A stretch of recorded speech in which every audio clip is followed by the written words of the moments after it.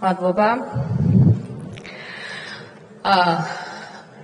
ჩვენ რამოდენიმე დღის წინ ნამდვილად ვიზეიმეთ უმნიშვნელოვანესი მიღწევა, მეც ვიზეიმე, კი, ვიზეიმეთ ყველამ ერთად. და ეს მიღწევა იყო ზუსტად ის, რაც ჩვენმა საამაყო ნაკრებმა გააკეთა. ჩვენ რა მოგწონს ამ ადამიანებში? მე პირადად რა მომწონს და ძალიან ბევრ ადამიანს და მე ხა ნამდვილად არ განვიხილავ და არ მიმართავ გირჩს, იმიტომ რომ ეს მათი ინიციატივა არ არის, ეს არის ქართული ოცნების ინიციატივა. რა მოგწონს ამ ადამიანებში, ფეხბურთელებში? ჩვენ მოგწონს ის, რომ ისინი არიან ძალიან შრომის მოყვარეები. მათ ესმით თანასწორობა. მათ არ ყავს ცალკე ლიდერები. ისინი ამხნევებენ წაქცეულებს და ადამიანებს, ვინც შეიძლება პენალტი ვერ გაიტანოს. ისინი მუშაობენ იმ სტანდარტით, რა სტანდარტიც არის ძალიან მნიშვნელოვანი. და ესენი არიან ადამიანები, რომლებსაც ესმით, რომ სტადიონზე რომ გადიან, მათ უყურებს მთელი საქართველო. და მათ ესმით, რას ნიშნავს საკუთარი სამშობლოს, ჩვენი სახელმწიფოს სამსახურში ყოფნა. ძალიან სამწუხაროა, რომ ეს აქ ყოფს ბევრ დარბაზში, ვინც არის არ ესმის და ძალიან სამწუხაროა და დაწყნარდით და ძალიან სამწუხაროა, რომ მათ შორის ძალიან ბევრს წარმოუდგენია, რომ ამ ქვეყანას თუ მომავალს წაართმევენ და რეალურად ნამდვილად იმას იკადრებენ, რაც ერთხელ შარშან უკვე იკადრეს, მაგრამ მეორეც ფიქრობენ, რომ გაუვათ, ამ ყველაფერს შეიძლება საქართველოს მოქალაქემ საკუთარი სახელი არ დაარქვას. ქალებმა საქართველო მოიტანეს საკუთარ მხრებზე. ქალებმა გადაარჩინეს ჩვენი ქვეყანა 90-იან წლებში. ქალები იდგნენ გაუთავებელ რიგებში. ქალებმა გადაარჩინეს შიმშილს საკუთარი ოჯახები.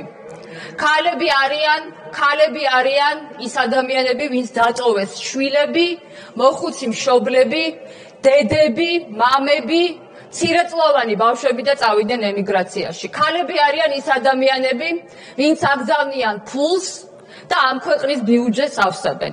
ქალები არიან ის ადამიანები, ვინც მიუხედავად უამრავი წინააღმდეგობისა სხვადასხვა სფეროში ახერხებენ ძალიან სერიოზული წინსვლის მიღწევას. ქალები ამ დარბაზშიც იყვნენ ის ადამიანები, ვინც შარშან ზუსტად ყველაფერი გააკეთეს იმისთვის, რომ ნამდვილად რუსული კანონმდებლობის მიღებას დაპირისპირებოდნენ და მე პირადად ყველაფერს გავაკეთებ იმისთვის და მე დარწმუნებული ვარ ჩემი კოლეგებიც, რომ წელსაც ეს კანონმდებლობა არ მიგაღებინოთ მეც და საქართველოს მოქალაქეები. ქალები არიან ის ადამიანები, ვინც მუშაობენ ჟურნალისტებად, აი აქ არიან ძირითადად წარმოდგენილი ქალები და უმძიმეს სამუშაოს ასრულებენ და მადლობა მათ, ექიმებად, მასწავლებლებად. და დიახ, ქალებს უნდათ პოლიტიკაში მონაწილეობის მიღება, მაგრამ ეს, რა თქმა უნდა, კაცებმა არ უნდა გადაწყვიტონ. საქართველოს პარტიებში არ არის ისეთი შიდა დემოკრატია, სადაც შეიძლება რომ ქალმა თანასწორობის პრინციპით მიაღწიოს იმას, რა კომპეტენციას და რა პროფესიონალიზმიც აქვთ. მე გულწრფელად რომ გითხრათ, ამ დარბაზში ქართული ოცნების ძალიან ბევრი ქალი მირჩევნია, ქართული ოცნების ძალიან ბევრ კაცს. კომპეტენციით, პროფესიონალიზმით და თავდადებით თუნდაც რომ რაღაც არ ვიცი, ოჯახის მიმართ და საკუთარი პროფესიის მიმართ. მაგრამ თქვენ ხო ამ ქალებსაც არცემთ პატივს, ბატონო მამუკა. გენდერზე რომ მიიღეთ გადაწყვეტილება რა კვოტები გაგეუქმებინათ, თქვენ ხო თქვენ ქალებსაც არ ეცით. ხო, თქვენ ხმა ქალებმა ხო არ იცოდნენ ამასთან დაკავშირებით არაფერი. იმიტომ რომ თქვენ ფიქრობთ, რომ ამ დარბაზში თურმე 100% კაცი ვინც არის, ისინი დამსახურების მიხედვით არიან. არ არიან დამსახურების მიხედვით. ამ დარბაზში არიან კაცები, ვისაც ხმა არ ამოუღია 4 წლის განმავლობაში და არ არიან ქალები ოპოზიციაში, ყველა ქალი ლაპარაკობს, ყველა ქალი პრობლემებზე ლაპარაკობს. ოპოზიციაში არიან ადამიანები, ქალები განსაკუთრებით, რომელიც საკუთარი რისკის ჯანმრთელობის ფასად გიპირისპირდებიან თქვენ და ივანიშვილის რეჟიმს. დიახ, თქვენმა კოლეგამ ბერაიამ საოცარი შეურაცხყოფა მიაყენა ჩვენს კოლეგა ქალს, თეონა აქუბარდიას. გაგახსენოთ ის სიტყვები? ეს არის ეს მოწვევის პარლამენტი და დიახ, დისკრიმინაცია დაადგინა, მაგრამ მე არ მახსოვს არც ერთი კაცი დეპუტატი გამოსული, რომ თეონა აქუბარდია დაეცვა, არც ქალი სხვათა შორის. ამიტომ თქვენ ქალების სახელით ნუ ლაპარაკობთ, განსაკუთრებით ის ადამიანები, რომლებსაც საერთოდ წარმოდგენა არ აქვთ, რას განიცდიან ჩაგრული ქალები, რას განიცდიან ქალები რეგიონში, რას განიცდიან ადამიანები, თქვენ თავზე არ არის აქ ჩვენ მოხვდებით თუ არა პარლამენტში, ხატია დეკანოიძე, ანა ნაცრიშვილი ან თუნდაც ნებისმიერი თქვენთაგანი, ჩვენი მოვალეობა პოლიტიკოსების არის ის, რომ ჩაგრულ ადამიანებზე, ჩაგრულ ქალებზე უნდა ვიფიქროთ, ჩაგრულ ბავშვებზე უნდა ვიფიქროთ, შიშუმ პირებზე უნდა ვიფიქროთ, რომელთაც ძალიან ცოტა ადამიანი მუშაობს მას პრობლემებზე აქ. მაგრამ თქვენ ეს პრობლემები არ გაინტერესებთ, არ გადარდებთ და ზოგადად მე დარწმუნებული ვარ ისიც იცით, რომ საქართველოში მოსახლეობის დიდი ნაწილი არის ქალი და მათ შორის ოპოზიციურად განწყობილი. დიახ, ეს ქალები არიან ისინი, ვინც ყოველდღიურად ძალიან სერიოზულ გამოწვევებს ხვდებიან. ეს გამოწვევები არის რეგიონებში მათ შორის. ანუ თქვენ რა გონიათ ეხა კოწებს რო გააუქმებთ და საკრებულოებში კაცების სურვილზე რო დატოვებთ, რამდენი კაც ქალი შევიდეს საკრებულოში, იქ რომელიმე ქალს თანასწორი უფლება ექნება? არ ექნება. და სხვათა შორის უმრავლესობის ქალებსაც მოვიწოდეთ, რომ საკუთარი უფლებებისთვის, საკუთარი თანასწორობისთვისაც უნდა იბრძოლოთ. როდესაც თქვენი კაცები იმისთვისაც არ გაგდებენ არაფრად, რომ თქვენთან მოილაპარაკონ კოტების საკითხზე და თქვენთან კონსულტაციები გქონდეთ, ეს არის შეურაცხყოფა. ეს არის არა მხოლოდ თქვენი, არამედ მთელი საქართველოს მოსახლეობის და ქალების შეურაცხყოფა.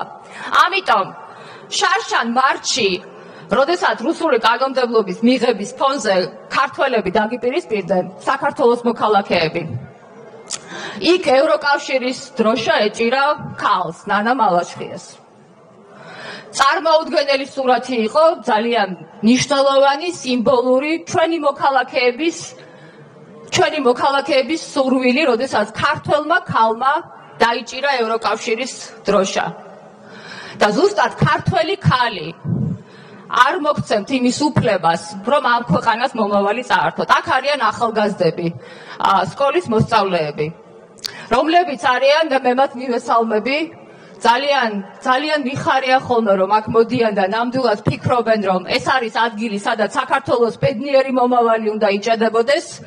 მაგრამ რას ეუბნებით ამ ახალგაზრდებს? არის ფეხბურთელებს რას ეუბნებით? ხვიჩა კვარაცხელიამ რო დაწერა შარშან მარტში, რომ საქართველოს გზა ევროპაშიაო, ადგილი ევროპაშიაო, რას ეუბნებით იმ ფეხბურთელებს, რომ ძალიან ცუდია, რომ ევროჩემპიონ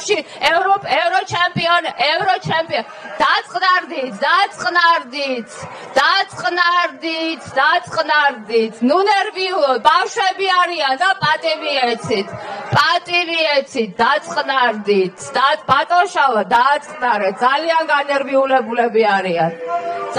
განერვიულებულები არიან. რას ეუბნებით იმ ადამიანებს, რომ ევროპის ჩემპიონატზე გასვლა მხოლოდ სიმბოლურია, ამას ეუბნებით? ამიტომ მე გეუბნები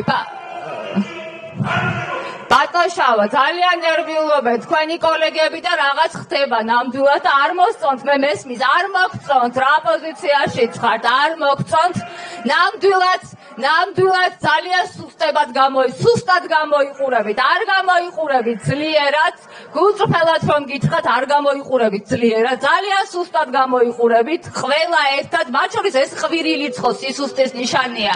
რა გონიათ, რომ კაცი რო იყურებს, ქალს შეეშინდება? თუ მე შემეშინდება, ეხლა თქვენ რო იყურებთ, ბატონო ირაკლი, ნამდვილად არ შემეშინდება, მაგრამ პირობას გაძლევთ, რომ არც ერთი ადამიანი, ქალები განსაკუთრებით, არ მოგცემთ უფლებას, რომ ამ ქვეყნის მომავალი დაასამაროთ. არც ერთი ადამიანი არ მოგცემთ ამის უფლებას. და განსაკუთრებით ქალები და ახალგაზრდები. მადლობა. ალო.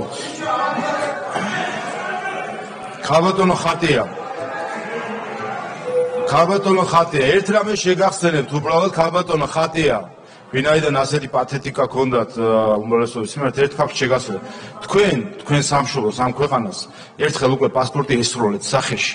მიატოვეთ ამ ქვეყნის მოქალაქეობა თანამდებობის გამო უკრაინაში. გახსოვთ ხო ეს? ხო გახსოვთ? ხო და ეხლა აი ეს არის თქვენი გაგება პატრიოტიზმის. თანამდებობის გამო მოქალაქეობა დატოვეთ. თანამდებობის გამო მიაგდეთ მოქალაქეობა და შემდეგ ითხოვდით რომ დაბრუნებოდეს ყველაფერი. ამიტომ პატრიოტიზმის გაკვეთილებს თქვენგან ვერ მივიღებთ. როდესაც სამშობლოს ანაცვალებთ თანამდებობას, აქ პატრიოტიზმზე თავს უნდადებთ. ბავშვებს მივესალმოთ თბილისის სკოლა ალბიონის მოსწავლეები და პედაგოგები.